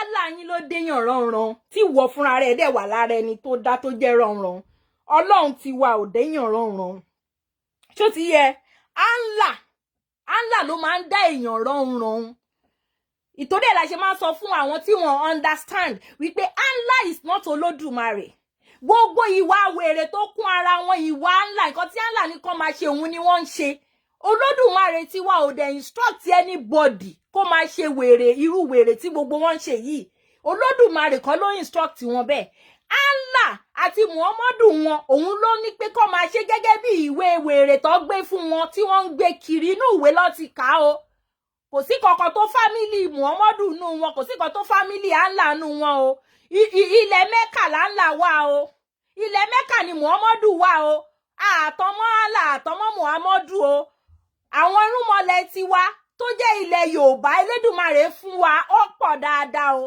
kò ṣe Adam and Eve irọ́ ló gbé wá fún yín irọ́ ni wọ́n gbé wá fún yín tó wá parọ́ fún yín pé Adam and Eve àwa ti wá sílùú òyìnbó a ti rí gbogbo àṣírí wọn irọ́ ni àtọ̀tún àtòsì kò sí nǹkan tó ń jẹ́ Adam and Eve fàbú ni gbogbo ẹ̀ wọ́n fi wá kó gbogbo yín lẹ́rù ọpọlọ ni kí everybody wake up kẹ wake up kẹ má jẹ́ kó gbé yín láńdíkàbù mọ́ ọjà wọn ò tà mọ́ ìtorí ẹ̀ ní gbogbo wọn ṣe ń sunkún torí ẹ̀ ló ṣe mú Tani Olohun wọ́n rí pé Tani Olohun tú àṣírí àwọn ìtorí ẹ̀ ló ṣe mú wọn kàn fi òkúta gidi wọn fi kẹ́wọ́ ni ọjà tí wọ́n ń tà ò tà mọ́ oríṣiríṣi àṣírí wọn ló ń tú lójoojúmọ́ wo obìnrin tó jáde tó ní pé oníkóhun lọ mú 65 cows wá okay tákàtẹ̀ wá ní irọ́ ni obìnrin yẹn ẹ ṣáà gbọ́ ilé tí mo play bí tó ti jí 10,000 tó tún jí aago Rolex olójú kòkòrò olè ọpẹra wọn ní ustaasi àbí ṣéwù àbí ṣèyíkì ni Allah yìí ò ní ẹ mọ́ jí aago.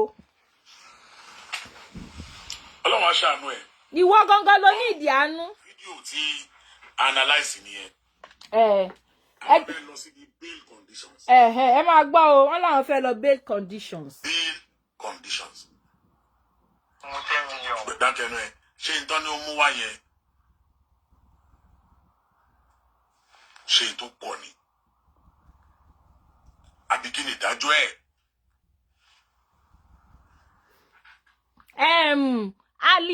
Ali kí ló porúkọ ẹ Ali jẹ́ ń wò ó torí ẹrú ni gbogbo yín Ali lórúkọ yín ti bẹ̀rẹ̀ Ali Yusiro Ali kìíní kan orúkọ wèrè tó ń jẹ́ oní YouTube you will join Tani Olohun àbí kí ló pè ẹ́ oní ìwọ náà wàá join Tani Olohun láìpẹ́ yìí now jẹ́ kí wá educate ẹ mi ò mọ̀ òfé ní ìfẹ́ dá gbogbo yín lò èèyàn kọ̀ọ̀kan tí bá lè download máa dá sórí èmi níbi tí mo wà yìí hàn bí ìyá Alfulani da kó wá síbí ìyá láyà ẹ̀ hàn bí da toró ti jí aago ṣó yẹ níbi ìbàyí tí mo wà yìí ni Alfulani ti jí aago ó jí aago ó dẹ̀ tún jí $10,000 kò understand Alfulani ti jí aago ó dẹ̀ jí $10,000 ó dẹ̀ sá lọ ṣó yẹ so wọn bí ìyá ẹ̀dá kó wá sí bíbá so báwo ló ṣe fẹ́ mú èmi tó bá fẹ́ mú mi ẹ wá láti Nàìjíríà kẹ́ wá mú mi ọ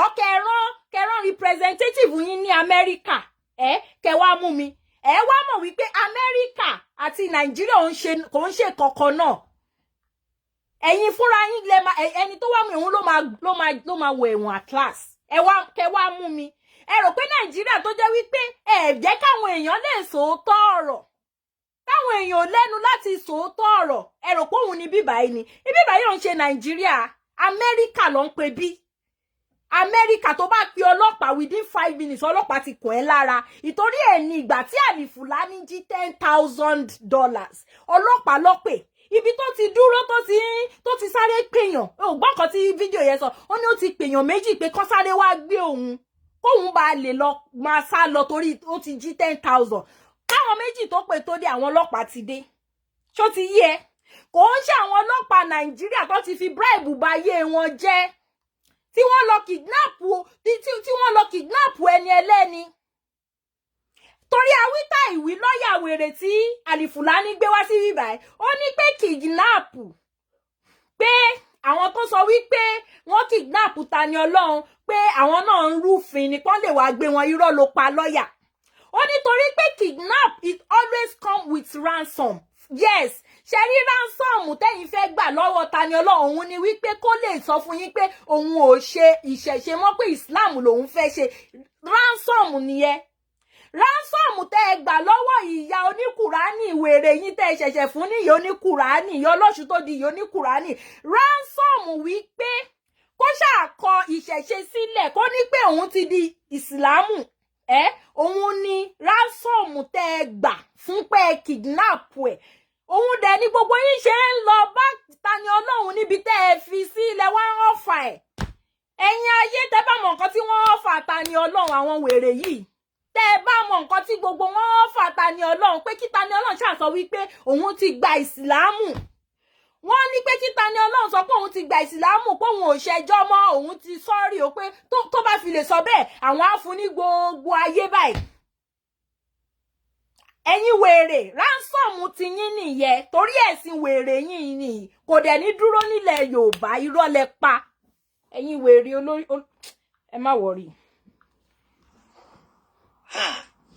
ẹ má gbọ́ bọ̀dọ̀ lè o bọ̀dá jí $10,000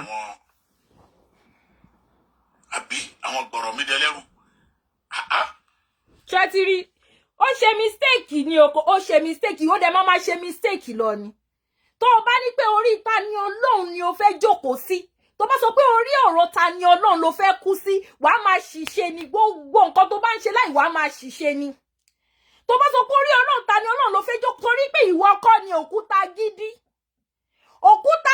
tí Tani Olohun tó play fídíò tí bàbá Tèdè play ìwọ kọ́ ṣùgbọ́n torí pé ẹ fẹ́ fi òkúta gidi ẹ fẹ́ fi ja ìjà ìsìlámù yín kò sẹ́ni tó mọ anybody tó ń jókúta gidi rí òkúta gidi olórí pẹrẹsẹ ẹ ti rí fídíò tí mo play níjọ́ tí òwe ṣùkà ẹ̀ tó máa ń wé ẹ̀rí bóyá ẹ̀ ṣe rí pẹrẹsẹ òkúta gidi ò ní nothing ṣe rí ìyá oníkùránì tí wọ́n ń lò ń sí tó jẹ́ star wọn ó ti lówó ju òkúta gidi lọ báyìí but wọn mind torí pé tó bá ti jẹ́ ìsìlámù wọn yẹn they can go any length òkúta gidi ó pọ̀ ju èkúté ṣọ́ọ̀ṣì lọ òkúta gidi ó pọ̀ ju èkúté ṣọ́ọ̀ṣì lọ kò lówó very poor person tẹ́ bá rí ẹ ti máa rí but torí pé àwọn extremist yìí àwọn Islamic extremist yìí wọ́n fẹ́ fi òkúta gidi wọ́n fẹ́ fi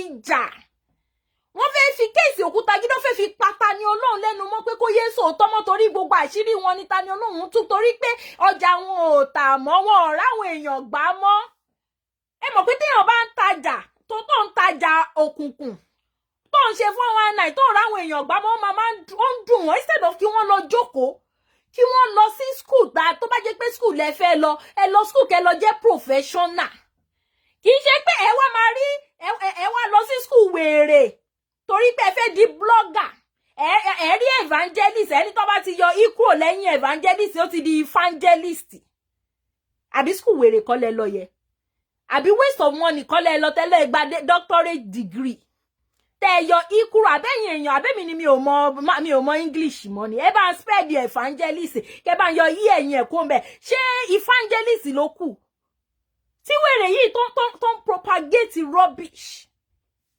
ẹ máa gbọ́ lọ o.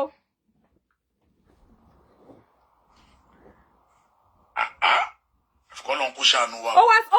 ó wá sọ wípé gbọ̀rọ̀ mi dẹlẹ́rù so gbọ̀rọ̀ mi dẹlẹ́rù yẹn ló fẹ́ pè ń sìn tó jẹ́ lọ́ọ̀yà tó fẹ́ pè àṣìṣe ti bẹ̀rẹ̀ sí wàá dẹ̀ ṣàṣìṣe pa ni lórí ọ̀rọ̀ Tani Olohun wàá máa ṣàṣìṣe ni wàá máa ṣàṣìṣe àfi tó bá jẹ́ wípé àdàbí wọ́n ní àdàbí ó jà ju èpè lọ Alfulaniy doctor blogger Alfulaniy because wọn bí ìyá ẹ̀dá kó má jáde 2 times a day kó wá ṣe blogging lórí Facebook àbẹ́bí fẹ́ pa ìyálà ìyá ẹ̀ bí ẹ̀dá kó má bọ́ síta kó wá lọ fẹ́ blọ́ọ̀gì lẹ́ẹ̀mejì lójúmọ́ ò tí ì tó bẹ́ẹ̀ blọ́ọ̀gì yẹn dẹ̀ máa wọ bí 1 hour plus ni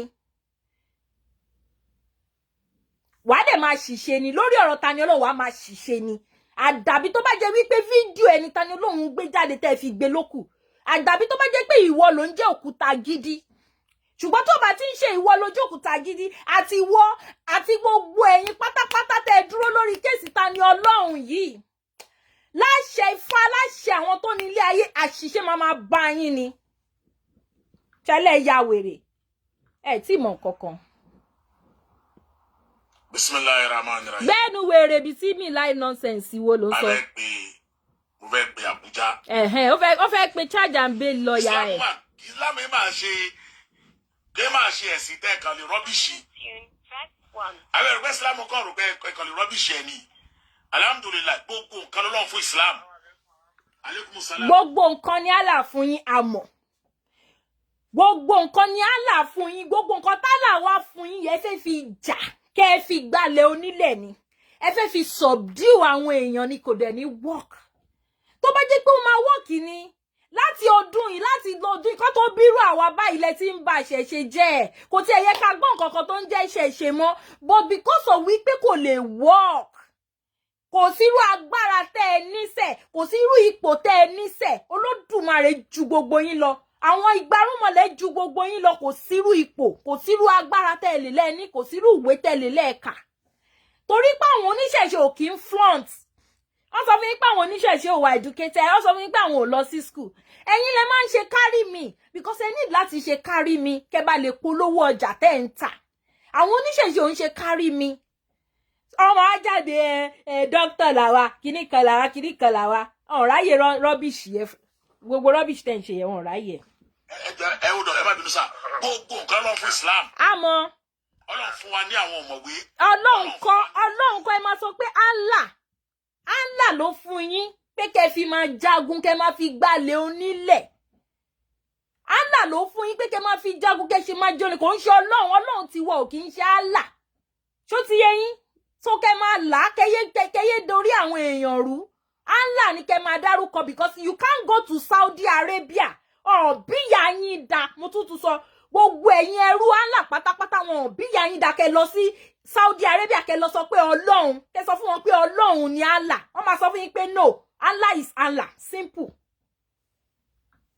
Ọlọ́run fún wa ní agbára. Ọlọ́run fún Islam gbà fọ́lọ́run ni.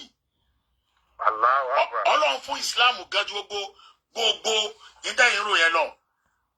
Ẹ̀wọ̀ ẹ̀ ti pọ̀ tó ẹ lọ kóra yín kẹ́ ẹ di Gaza. Wọ àwọn oní láti pọ̀ Mr. Ọ̀gá Mr. G $10,000 l'Amẹ́ríkà Mr. G Rolex l'Amẹ́ríkà bí sórí àwọn oní láti pọ̀. Ògbọ́n nǹkan tí ògbọ́n òwe àwọn àgbà ni wọ́n ní kí kéré labẹ́ ń kéré kì í ṣe ohun mímì fàdìyẹ. Sórí bí atarodo ṣe kéré yẹ atarodo ó ti ẹ̀tọ́ atarodo wa l'Amẹ́ríkà ń bí mi ò mọ̀ bóyá bó ṣe rí nìyẹn ní Europe ẹ̀yà ara Europe atarodo Amẹ́ríkà yìí ó tajú atarodo Nàìjíríà lọ bí ìyá ẹ̀dá kó lu atarodo 5 fún tòmátò tó pọ̀ l'Amẹ́ríkà bí 2 bí 3 la máa ń jù síbẹ̀ so ẹ bá pọ̀ àwọn onídìí láti pọ̀. It is not how many you guys are and we don't need to be that many like you guys.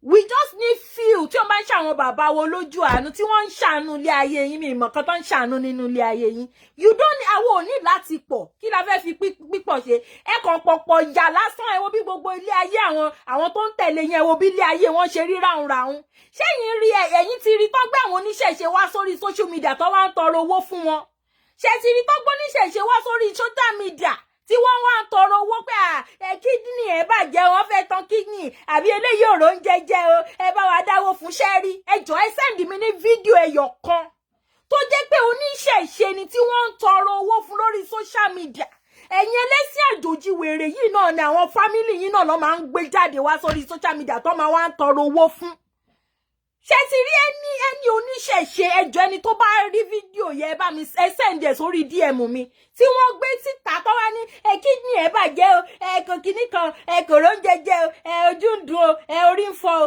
ẹ̀dọ̀ ń dùn o ẹ bá wa dáwó fún o ṣé ti rí ẹ lè rí ṣùgbọ́n àwọn tó ń tẹ̀lé yín gọ̀ọ́gọ̀ọ́gọ̀ yẹn ẹ gba owó Peter ẹ wá fi pay fún Paul ẹ gba 1 million lọ́wọ́ àwọn kan ẹ wá fáwọn kan ní 50,000 ẹ̀yin náà ẹ bá kó yòókù sàpò ẹ̀yin wèrè orí yín ti bàjẹ́. àtàwọn oníṣẹ̀ṣe inú yín ẹ lọ kóra yín papọ̀ wàláhì ẹ lè dìfìtì.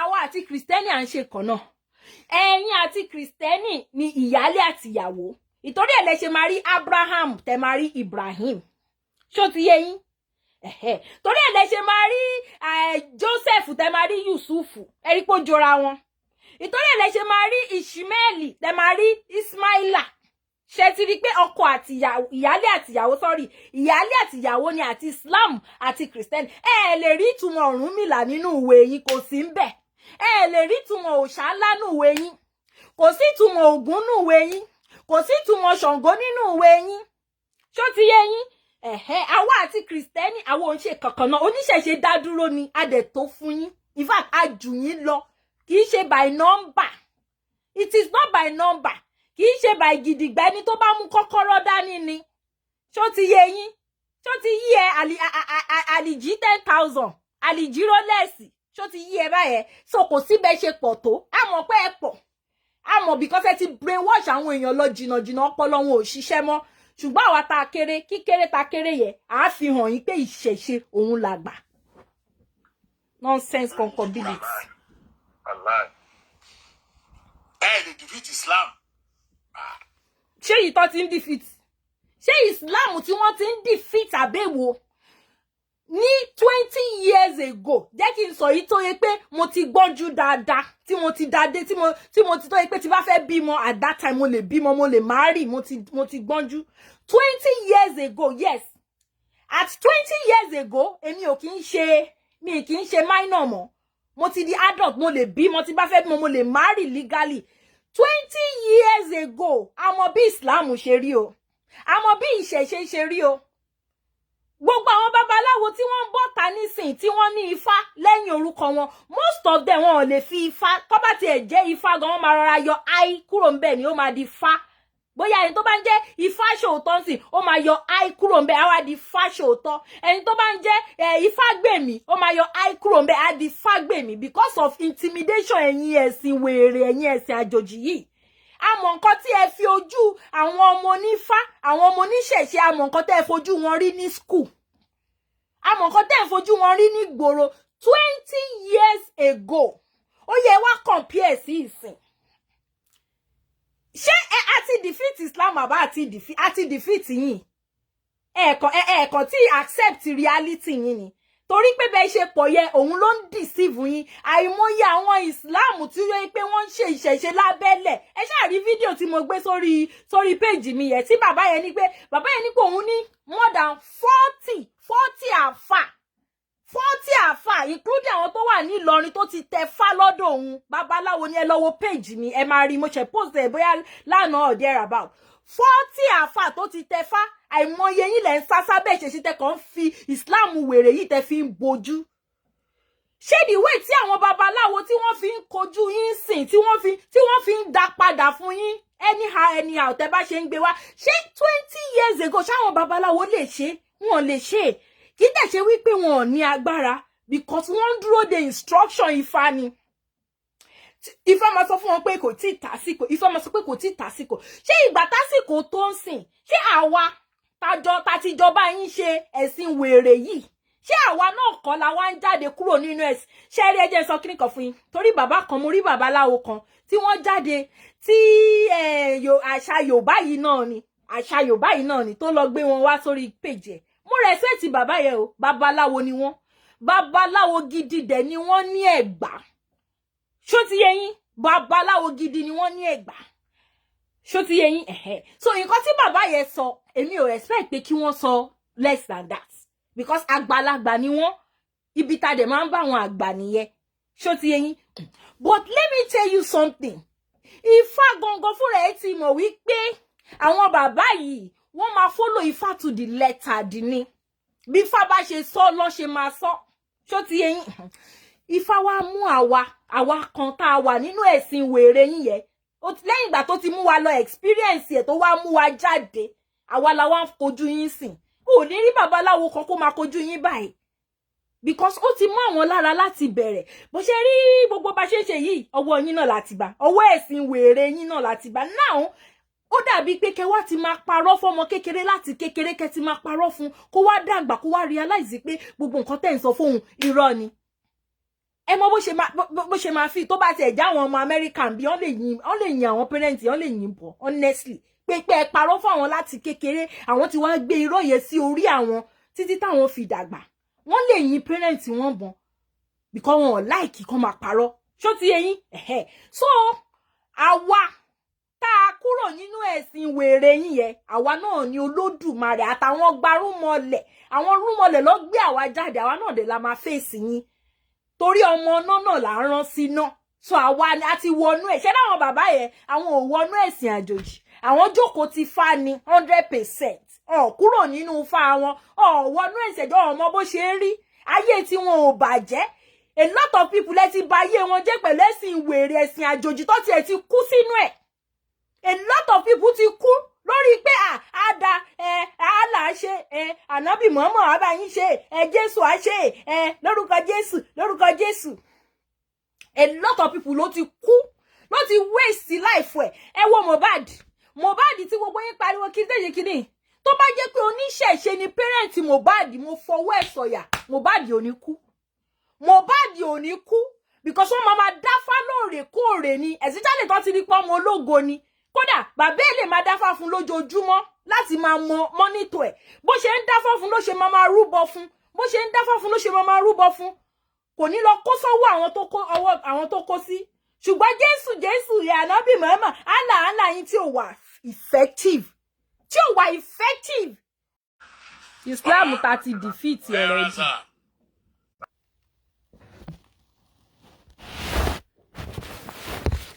Mo ti dé padà. Àwọn wèrè flash show mi. Ẹ jọ̀ọ́ má bá ń tẹ love and like. Báyé wọ́n ṣe máa flash yẹn. Báyé wọ́n ṣe máa flag. Bó ṣe flag show yẹn, báyé wọ́n ṣe máa flag nìyẹn. Ó ti certain. Ayé yín máa flag ni. Ẹ lè wá sórí social media so àkànní ó kàn dùn mí pé ẹ ní wá sọ báyé yín ṣe rí ni ẹ̀yin wèrè. Mi ní pẹ́ ṣe tán mo kàn fẹ́ kẹ́ gbọ́ nǹkan tí àlùjí 10K. Àmì Ọlọ́run sà. Èmi mọ̀ pé máa flag ẹ̀. Èmi ò dẹ̀ ní ẹ mọ́ flag ẹ̀. Ayé yín máa padà flag. Ayé yín máa flag. Ẹ má bá ń tẹ love and like. Ẹ̀yin tẹ́ bá wà pẹ̀lú mi. Bẹ́ẹ̀ ṣe ń flag ẹ̀ láyé ìrandíran yín tọmọtọmọ lálẹ́ ayé yín ṣe máa flag. Ẹ dẹ̀ ní fi ọwọ́ yín yẹn tẹ̀ ṣe nǹkan rẹ̀ mọ́ flag yẹn náà ni ó máa flag lọ ni. Ṣé mọ̀ pé Nàìjíríà gan lásán ó ti tó fún irú èpè báyìí.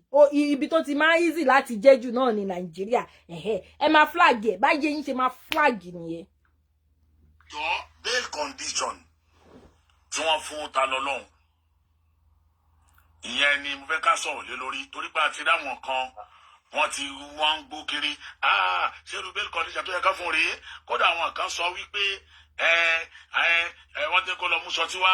Ṣé Ìlọrin ló yẹ kó lọ mú sọtí wá ní ẹjọ́ yẹ kó wọrú sẹ́yìn lọ àbí kó wọrú ìlú kan lọ kó lọ mú sọtí wá ń bẹ̀.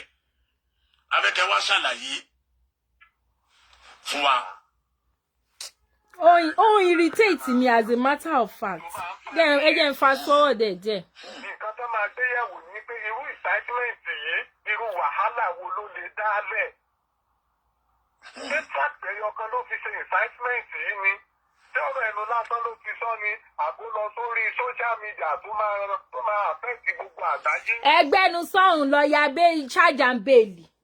ẹ̀yin tẹ́ bá ráyè later ẹ lè wò lọ́dọ̀ Mr. Aji $10,000 ẹ ti mọ̀ wọ́n Dr. Blogger Alfulaniy Aji 10,000 ajiro less l'Amẹ́ríkà ayé wọ́n ti bàjẹ́ on lè wá sí Amẹ́ríkà mọ́ tẹ́ bá ráyè máa fẹnu mi analyze gbogbo nǹkan tí lawyer yẹn tó sọ now lawyer charge and bail alákatakítí bí ìyá rẹ̀ tó gbé wá sórí program ẹjọ́ kí lẹ̀yin expect ó wá san rándan àwọn tí wọ́n sọ wípé Tani Olohun pé wọ́n kidnap Tani Olohun ni wọ́n lè gbé wọn náà ẹ lọ gbé gbogbo wọn ṣebí wèrè ní ẹ lọ gbé gbogbo wọn ẹ lọ gbé gbogbo àwọn tó ń sọ̀rọ̀ lórí social media ṣé wọn kidnap Tani Olohun ni àbí ṣé bó ṣe ń múyàn legally ni máa yìí ó sọ wípé in fact tó bá fẹ́ mú èèyàn gan tó bá nídìí pé kó fọ́ ilé èèyàn kan láti já sí ilé ẹnìyàn ò lè fọ́ ẹjọ́ kí ni Tani Olohun ṣe tó fi dọ̀rọ̀ pé ẹ fẹ́ fọ́ lékẹ́ tó lọ gbé èèyàn tó pààyàn gan ẹ fọ́ lékẹ́ tó lọ gbé ká máa sọ pé Tani Olohun kí ni nǹkan tó ṣe but gbogbo ọ̀rọ̀ burúkú tí máa yìí tó sọ máa lọ́yà tó gbé wáyé tó sọ ó kàn fi ń try láti pa ẹnu àwọn èèyàn mọ́ wọn ò fẹ́ kí àwọn èèyàn sọ̀rọ̀ mọ́ kò dẹ̀ lè work tẹ́ bá pa ẹnu àwọn èèyàn mọ́ ní Nàìjíríà ẹ lè pa ẹnu àwọn èèyàn mọ́ all over the world you need to get that into your sense into your brain get that into your medulla oblongata go and get that in there tẹ́ bá pa ẹnu èèyàn mọ́ ní Nàìjíríà ẹ lè panu wa mọ́ ní outside Nigeria nǹkan tẹ́ ẹ ṣe ó wrong ó wà unlawful kò ní any form of humanity nínú and we will continue to say it because we have the right to say it ṣó ti yé yín so you cannot intimidate people by quoting nonsense law ó wá ní in fact àwọn tó ń sọ pé George gan nǹkan tí George ṣe ò dá kinní kan kí ló kò yẹ kẹ́ sọ̀rọ̀ bẹ́ẹ̀ tí George bá ṣe tí ò bá dá ẹ lọ sí court of appeal fine wọ́n lè lọ sí court of appeal ṣùgbọ́n ìyẹn ò dá citizen dúró láti máa sọ̀rọ̀ láti máa fi ẹ̀hónú àbá ọlọ́ṣẹ́ máa ń sọ láti máa fi hàn pé nǹkan tẹ́ ẹ ṣe o George àwọn ò faramọ́ o ó dàbí wípé ẹ ti lo power agbára tó wà lọ́wọ́ yẹn ti ṣì lò that is misuse of power àti wípé a tún gbọ́ pé tẹ̀blíkì lẹ́yìn náà àmọ́ bóyá rọ́ ni bóyá òótọ́ ni o torí pé ẹ̀yin náà jẹ́ alákatakí tí ó possible pé ìyẹn náà ẹ ti lo conflict of interest lórí ẹ̀ ṣó ti yé yín ṣùgbọ́n ẹnìkan wà tó ju gbogbo ayé lọ Olódùmarè ni mo ti sọ fún yín last time òun ládájọ́ tó ju adájọ́ lọ kì í ṣe Allah o because Allah ò wà effective Allah wà powerless agbára ẹyọ kan báyìí Allah ò ní dépòdépò pé Muhammadu ò wà ní ìkọ́ tó bá yẹ pé Allah ni kò yẹ kí wàhálà pọ̀ tó yìí ó yẹ kí Allah ti ṣiṣẹ́ owó ẹ̀ ṣó ti yé yín but Elédùmarè tó ju gbogbo yín lọ tó ju Allah yín lọ tó ju Muhammadu yín lọ òun ni adájọ́ tó ju gbogbo adájọ́ lọ a wá dá yín lẹ́jọ́ gbogbo yín pátápátá lórí kéèsì Tani Olohun a dá yín lẹ́jọ́ bó ṣe tọ́ bó ṣe yẹ gbogbo ẹ̀yin tẹ́ ń jubilate lórí bail condition tí wọ́n fún Tani Olohun nítorí wípé ẹ feel pé ó máa continue gẹ́gẹ́ bí máà ní Ole Agbe $10,000 yìí àlìjí 10,000 àlìjí Rolex watch ó tún wá ń bèrè lọ́wọ́ lọ́yà yẹn pé tí wọ́n bá rí bail condition yẹ ṣé Tani Olohun máa continue láti wà ń bẹ̀ ni pé ṣé tí wọ́n bá rí bail condition yẹ láti fulfill pé for the next 1 year ṣé next 1 year ṣé Tani Olohun máa ṣe continue láti wà ń bẹ̀ nìyẹn lọ́yà yẹn náà ní tí ò bá rí fọ́dún mẹ́ta yóò wà ń bẹ̀ náà ní fọ́dún mẹ́ta ṣùgbọ́n Olódùmarè máa jù yín lọ ojú máa ti gbogbo yín láìpẹ́ láì jìnnà bó ṣe máa rí nìyẹn ẹ̀yin wèrè alákatakítí yìí ó ti fi ṣe yín pé nǹkan tẹ́ ẹ ní kó má tẹ ẹ ṣe ti yín ẹ má pè tí oníṣẹ̀ṣe sí ṣùgbọ́n wọn bí yín dá torí ọjà wèrè tẹ́ ń ta ò lè tà tẹ́ ẹ bá ti pèsè ṣe tẹ́ ẹ ti dárúkọ Ifá eléyìí ọ̀hún tí ẹ bí dá kó ṣe nǹkan kan kó má pè Ifá eléyìí lórí irọ́ oní 10,000 yìí oní Ají 10,000 yìí kò tó bẹ́ẹ̀ mi tí rí program kan tó ṣe tí ò pe ṣẹ̀ṣe tí ò pe fá tí ò pe irúnmọlẹ̀ tí ò pe òrìṣà ó lè pe Allah kò dẹ̀ pe Muhammadu kò dẹ̀ get out dandan ni pé kò pe toníṣẹ̀ṣe mọ́ ni tẹ́ ẹ̀ bá ti stop gbogbo yín pátá tẹ́ ẹ̀ bá ti stop láti máa polówó ọjà wèrè tẹ́ ẹ wá tà tẹ́lẹ̀ ń ṣẹ̀sìn òṣì àwọn tó gbé ẹ̀sìn yẹn wá fún yín country wọ́n develop lójoojúmọ́ nísìnyìí wọ́n rely lórí pilgrimage tẹ́ wá ń ṣe every year wọ́n rely lórí ẹ̀ mọ́ because wọ́n ti rí pé àwọn èèyàn ti ń sọjí wọ́n ti rí pé àwọn èèyàn ti ń lajú ní odindi ṣé Iran ni àbí Iraq ni ìyẹn nìkan all close down 50 mosques 50 òun ni wọ́n close ẹ̀dẹ̀ ní Islam ò tí wà defeated tó bá tún fẹ́ wà defeated nǹkan mosques 50 òun ni wọ́n close down ní country kan bóyá country kan ni bóyá gbègbè kan ni màá lọ ó wà lórí Google ẹ lọ search ẹ màá gbé sórí page mi gbogbo yín máa rí ẹ wá ní pé kò tí wà defeated tó bá tún fẹ́ wà defeated nǹkan bó ṣe ń defeated ní ìlú òyìnbó ní àwọn gbogbo other countries yẹn náà àwa náà máa rí defeat nílẹ̀ Yorùbá ní kẹ́ má ṣe tiyín ṣẹgbọ́ ẹ ṣe tiyín kẹ́ lọ jẹ́jẹ́ yín kẹ́ lọ fèsì Allah yín àti Muhammadu yín ẹ má dárúkọ òrìṣà ẹ má dárúkọ irúnmọlẹ̀ ẹ má dárúkọ ifá in as much as ẹ bá sì fẹ́ máa dárúkọ ẹ má dárúkọ èṣù tí bá gbọ́ anybody tí bá gbọ́ tẹ́ ẹ sọ̀rọ̀ èṣù anyhow kì í ṣe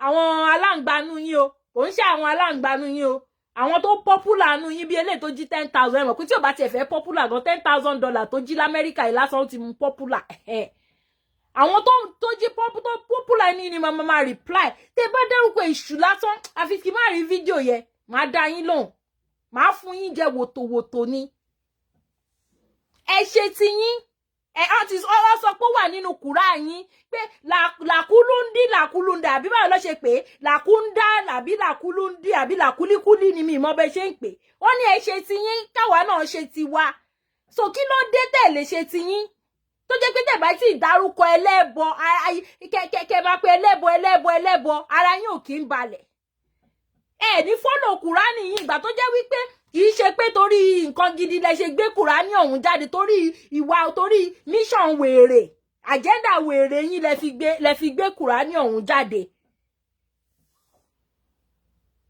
nonsense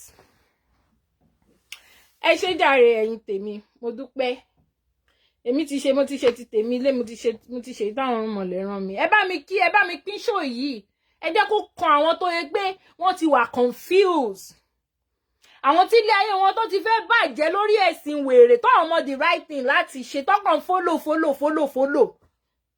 tó ń balẹ̀ ayé wọn jẹ́ ẹ wá mú èèyàn kan ẹ wá tẹ bá ti rí èèyàn kan mú báyìí ẹ wo ta ni Ọlọ́run ọwọ́ gbogbo wọn lọ ń bá ta ni Ọlọ́run lẹ́yìn wọ́n ní pé kí ta ni Ọlọ́run kó fi ìṣẹ̀ṣe sílẹ̀ kó di Islam àwọn máa ṣe gbá fún àwọn máa ṣọwọ́ fún àwọn máa ṣe kòkò bàbá ẹ ya wèrè ni ẹ ṣàfẹ́ gba star yìí ni ẹ ṣàfẹ́ gba star pẹ̀lú ẹ̀sìn wèrè yìí ni kò lè work kò ń ṣe by force ẹ fà àwọn ẹni ẹlẹ́ni lẹ̀ jẹ́ kó ṣe èyí tó wù wọ́n ẹ jẹ́ kó ṣe èyí tó wù wọ́n nílùú Kwara yìí àwọn oníṣẹ̀ṣe ò ní freedom they don't have freedom to practice their religion I keep saying it they don't have freedom of religion ọkàn gbé bẹ́ẹ̀ ọkàn ṣáà àbáìdì pẹ̀lú gbogbo nǹkan tó bá dí kọ́ ṣe lọ́mọ ṣe wọn lè express ara wọn bó ṣe wù wọ́n ẹ̀dẹ̀ wá ní pé there is freedom of religion náà dà religion tó jẹ́ pé wọ́n import ní religion òkìrìkà tó ń import wá láti ìlú ẹlòmíì tẹwà sọ di bàbá rẹ̀ lè wá lẹ́nu you cannot defeat Islam wèrè tó ti wà defeated already. I give you 10 years to this time. You see, you wá rí bí Islam yín ló ṣe máa fi wọlé lórí street kiri. Ẹ má lọ wáṣẹ́ gidi ṣe ń sìn. Because by that time gbogbo ọjà ẹ lè tà mọ́ gbogbo àwọn tẹ́ ń lurí tẹ́ ń gbowó lọ́wọ́ yẹn ọpọlọ wọn máa ti change ọpọlọ wọn máa ti wake up. Ẹ ní máa ráwọn owó wèrè tẹ́ ń gbà yẹn ẹ ní máa rí gbà mọ́. Ẹ̀sìn imported. Ẹ̀sìn wèrè. àwọn kan tí ò gbádùn lọ́lẹ́ máa ń dọ̀mpù fún yín nǹkan tó bá ti fún yín lọ́fẹ̀ẹ́ kẹ́ mọ̀ pé kò gbádùn àwọn tó wà lọ́hùn yẹn ò ní wá sọ́dọ̀ yín wá fún yín ní nǹkan gidi ẹ jára yín nǹkan tí ò gbádùn tí ò wúlò fún àwọn òun ló máa wá fún yín nǹkan tó jẹ́ wípé tó bá mú wá fún yín wọ́n lè fi gain millions times million lára yín òun ló máa gbé wá fún yín wọn ò ní gbé nǹkan tó máa ṣe yín láǹfààní bọ́ lójú ti yín ẹni tí ò bá já rẹ̀ ẹni tí ò bá understand wàá rò pé wọ́n ti gbé nǹkan gidi wá fún yín ẹ rò pé àwọn òyìnbó tó bá rò pé ẹ̀sìn wèrè tó gbé wá fún yín máa ṣe yín lóore ẹ rò pé máa gbé wá àbọ̀ ti gbé wá ni. ẹ wo èyí tí mo ṣe tó ẹ̀yin ìyá mi ẹ̀yin bàbá mi ẹ ṣé mo dúpẹ́ thanks for joining me I really appreciate gbogbo nǹkan tẹ́ bá ń dáwọ́lé pátá ó máa yọrí sí rere lágbára Ọlọ́run láṣẹ Elédùmarè láṣẹ àwọn tó láyé ẹ ṣé gan mo dúpẹ́ thanks for joining màá tún rí yín jọ́ mi ó dàbọ̀ ire o.